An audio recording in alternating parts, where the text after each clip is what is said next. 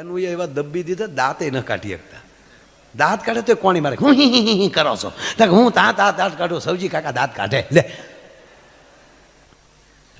હસવું એ પણ પરમાત્માની કૃપાએ તો જ હસી શકાય.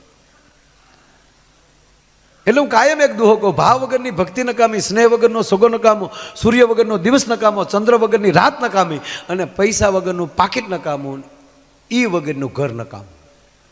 ઘણા વાંઢા આપણને કે આવજો અમારી ઘરે, તારી ઘરે હું તે પેલું ધોવા આવવું અમારે, તું સુલા માથે હાવણીઓ મૂકીને બેઠેલો છે. જીવન ક્યાંથી ચાલુ કરવું ને ક્યાં પૂરું કરવું. અને ત્રીજી વાત, કોની ભેગું રહેવું. હું આપણે તમારા નરેશભાઈના ફોન આવે, આપણો કાંઈક કાર્યક્રમ હોય તો ખરેખર હું આ જેટલા મિત્રો છે એ બધાને હું પ્રેમ બહુ કરું. એને હું કહું, અમુકને હારે નીકળો ને તો માણા ઉધાર ન દેતા ને એ દેવા મળે, અમુક હારે નીકળો ને બાકી હોય ઉઘરાણી મળે કરે. હવે દેજો તમારે હાલ્યું ફરી કાંઈક.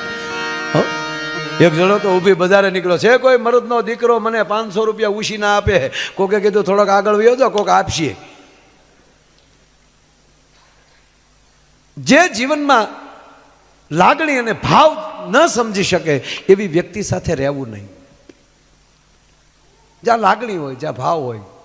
એટલે મૂળ વાત એ કરતો હતો સાહેબ, એક નાનો પ્રસંગ યાદ આવ્યો એટલે કહું.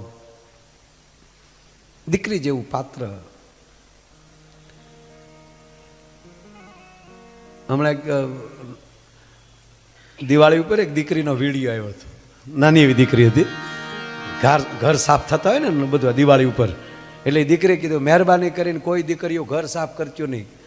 બા એમ કહે છે કે તું મોટી થઈને પારક્યા ઘેરે વહી જાય, અને હાહુ પાસે એમ કે તું પારક્યા ઘેરે લે આવીશું, હવે આપણું ઘર ગણવું હું, એને કહેતા સાફ જ ન કરવા લે, એમ કરીને એણે એક કોમેન્ટ કરી હતી. પણ વાત સાચી છે. એક જ પાત્ર એવું છે, નિસ્વાર્થ છે, એટલે કોઈ સ્વાર્થ નથી.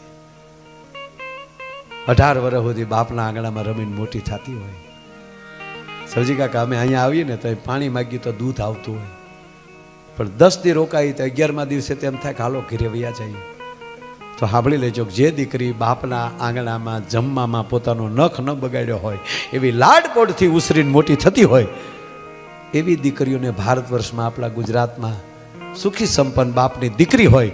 અને હારે ગયા પછી સાહેબ મેં ખાળિયા ખોદતા જોયેલું છે, પણ એ દીકરીએ કોઈ દી એના બાપને નથી કીધું કે અમે દુઃખી છીએ. આ જે ગરિમા જે છે ને એ દીકરીઓની છે ને, એનો એક નાનો પ્રસંગ લઉં. ગામડું ગામ, દોનો દંપતી રહે, એની ઘરે એક દીકરીનો જન્મ થયો. દીકરી 7-8 મહિનાની થઈ ને, હજી માંડ પાપા પગલે ગોઠણિયા ભરે હાલતા શીખી દીકરી. એમાં માને મોટી બીમારી થઈ, એની માનું મૃત્યુ થયું. હવે પુરુષ દીકરીનો બાપ મટી માં બન્યો છે. ગામના કુવા ગાળીને પોતાની પેટીઓ રળે અને દીકરીને લાડપોટથી ઉછેરીને મોટી કરી. 22 વર્ષની દીકરી થાય, સારું ઠેકાણું જોઈ એ દીકરીના સાહેબ સંબંધ થયો, એના લગ્ન લીધા. હવે શબ્દ પકડી રાખજો, આનો એન્ડ છેલ્લે આવશે. વાત વચ્ચે મુકાણી તો આખી વાતનો સાર નીકળી જશે. છે તો 2 જ મિનિટની વાત સાહેબ, પણ એ 2 મિનિટની વાત આપણા જીવનને કંઈક ડોક્યું કરી જાય. માં જાનકીની વાત હમણાં કરી, એ છે 1 મિનિટની વાત, પણ એ ભવો ભવનું બંધન કરાવી દે છે આપણને. આખા ગામની મેન સ્વીચ તો એક જ જગ્યાએ હોય, પણ એક જ મેન સ્વીચ ચડે ને આખા ગામને પ્રકાશિત કરી દેતું હોય છે. હું સમજુ છું કે આપણે હસવા માટે ભેગા એક આશા લઈને આવ્યા હોય, પણ વચ્ચે વચ્ચે આવી વાત કરવાનું, આ ન કરું તો એક હું નગુણો ગણાવું. પીડા વગર પ્રેમ ન થાય. હસી શકાય એ હાસ્યરસ છે, નવરસમાંનો એક હાસ્યરસ છે, અતિ અદ્ભુત છે. પણ કહેવાય ગયો તમામ રસનો કોઈ બાપ હોય ને તે કરુણ રસ છે. આપણી આંખ ભીની ન થાય ને તો દાંત કાઢવાનો અધિકાર નથી રહેતો. સવજી કાકાના અમુક વિડીયા મેં જોયા છે, એવા નાના માણસોને મળતા હોય તો એની આંખ ભીની થતી હોય છે. જે બીજાના દુઃખમાં દુઃખ થતા આવડે ને, બીજાના દુઃખને સુખી કરવાની પછી જેનામાં તાકાત આવે ને, પછી ઈશ્વર એને કોઈ દી દુઃખ ના આપી શકે. ઓલું ક્રાંતિનું ગીત છે આપણું, ખબર ને, જીન આંખોं में पानी न हो इन आंखों को हंसना क्या. જેની અંદર દયા ન હોય, જે દિલમાં દયાને સ્થાન નથી ને વાત ન કર દિલ ખોલીને, પાણી વગરના સાગરની નાજીરને કશી જરૂર નથી.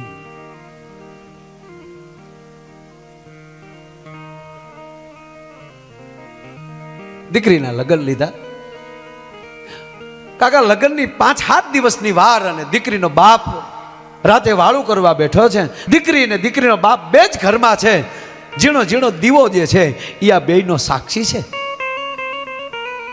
વાળું કરી ભોજન કરી બાપ બેઠો છે, દીકરીને બોલાવે છે, બેટા આ મારી બાજુ બેસ. દીકરી દીકરી બાજુમાં બેઠી.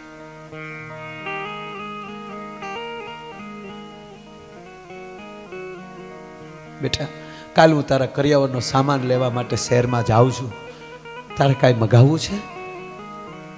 ના બાપુજી. અને આડા હાથ કરે ને એને દીકરી કહેવાય. ના બાપુજી મારે કાંઈ નથી જોતું. તમે એવું કુટુંબ મારા માટે ગોત્યું છે, અને તમારા સંસ્કાર જે છે ને એ જ મારો કરિયાવર છે બાપુજી. હા બેટા હું સમજુ છું, પણ આપણે રિવાજ પ્રમાણે કાંઈક તો લઈ જવું પડે ને બેટા. આજ તારી માં જીવતી હોત તો મારે ચિંતા ન હોત, કારણ કે આ બૈરાવનો વિષય છે બેટા. અને કાલ મને ખબર ન હોય ને કાંઈક વસ્તુની ખામી રહી જાય, અને કાલ તારો કરિયાવર પથરાય અને કોઈ તને મેણું મારે, તને દુઃખ થાય, એ પાપ તારા બાપને લાગે. માટે તારે જે મગાવ હોય એ મગાવી લે. તો બાપુજી એક કામ કરજો, બોલો ને બેટા, મારા માટે વાસણ લાવો ને. કે હા. એ વાસણ ઉપર નામ લખવું પડે ને બાપુજી. કે હા. તમારું નામ ન લખતા, મારા સસરાનું નામ ન લખતા, મારા પતિનું નામ ન લખતા, કેવલ મારી એકલીનું નામ લખજો. બાપ સમજી ગયો. વાહ દીકરી ધન્ય છે બેટા. લગ્ન લેવાના, સોરી જાન આવી ગઈ, દીકરી પરણીને ગઈ. કાકા ફેરા ફરતા હોય ને ત્યાં સુધી બધા કિલોલ કરતા હોય, પણ જ્યાં દીકરીનો વિદાય આવે ને, અનુભવ્યું છે કહું, તેથી ગામના પાદરના ઝાડવામાં પવન થંભી ગયો હોય. શું કામ? જેટલી બાપ હારે દીકરી રમી હોય ને એટલી ઝાડવા હારે રમેલી હોય, ત્યારે ઝાડવાને પ્રેમ થયો હોય, પ્રકૃતિને પ્રેમ થાય. આ તમે જે જળ કરી રહ્યા છો, જળ ઉત્સવ, જળ તમને પ્રેમ કરે છે. જળ હારે તમે ક્રીડા કરો છો, જળ તમને ડૂબવા ન દે. પ્રકૃતિ પ્રેમ કરે, હા. વૃક્ષ પ્રેમ કરે, હા. અખતરો કરજો બાપ. રોજ તમે તુલસીના ક્યારે જળ ચડાવજો. રોજ ચડાવો ને જળ, પછી ક્યારેક તુલસી પાસે ઊભા રહેજો. અને તુલસી જો થોડાક તમારી બાજુ નો નમે ને તો માયો આયર ગાવાનું બંધ કરી દઈશ. ભલામણ અનુભવેલી વાત કરું. એટલું નહીં, વચ્ચે યાદ આવ્યું એટલે કહું, વચ્ચે એક દાખલો દઉં. બાપુ આપણે સમજીભાઈ જોયું છે, આપણા ગામડામાં આપણે ઓળકોળ આપણું ઝાડ ઉપર રમતા હોય. એક બાળક રોજ ઝાડે રે રમવા આવે, ડાળીએ ટીંગાય, હિંચકા ખાય. સમય જતા એ છોકરો આવતો બંધ થયો. કાંઠાળ વિસ્તારનું ગામ, દરિયાકાંઠાનું ગામ. છોકરો આવતો બંધ થયો, ઝાડને કૂપળું ફૂટવાનું બંધ થયું છે. ઝાડવું નારાજ થયું. આપણે યાદ છે, અમે રમેલા છીએ કોળામ, આપણે દોડીને ઓલો આવતો હોય ને પકડવા, એટલે આપણે પાછું ઝાડવે ચડવાનું હોય. સાહેબ અત્યારે ખબર પડે, હા આપણે એક કૂદકો મારીએ ડાળ ન અંબાય, બીજો કૂદકો મારીએ ડાળ ન અંબાય, ત્રીજે ચોથે કૂદકે ડાળ અંબાઈ જાય.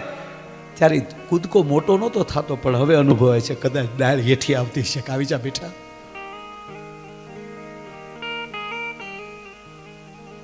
અમુક વર્ષ પછી આ છોકરો કાકા ઝાડ પાસે આવે છે. આ ઘટના બને કે નહીં નથી, પણ પ્રેમ શું કહેવાય એટલે આ દેશના કવિઓએ આવા દાખલા દીધા. સાંભળજો. છોકરો આવે છે, કવિ ઝાડને વાસા આપે છે. ઝાડ પૂછે છે કે અરે બેટા, એટલા સમયથી ક્યાં હતો? મને નવો ઉગાવો નહોતો આવતો.